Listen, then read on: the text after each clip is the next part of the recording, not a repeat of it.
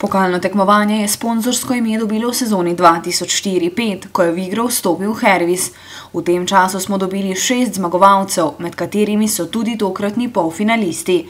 Ti bodo za svoj preboj med najboljše 4 tudi denarno nagrajeni. Denarni sklad znaša kar 50.000 evrov, od katerih polovico prejme zmagovalec Hervis Pokala Slovenije. Kompletni znesek, ki ga namenjamo v namen sponzoriranja tega tekmovanja, se razdeli klubom, kateri so danes tukaj, se pravi polfinalistom tekmovanja.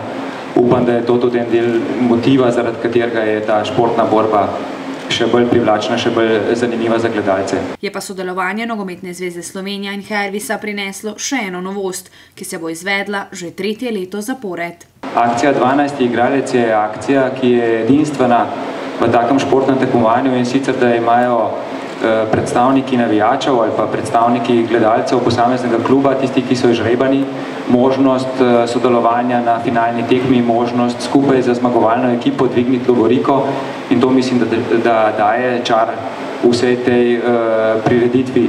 In kako odmevna je akcija? Na lanskoletnem žrebanju smo imeli že 500 navijačev, ki so hoteli na tej akciji sodelovati, tako da mislim, da je s tem lahko dejansko akcija označena kot uspešna.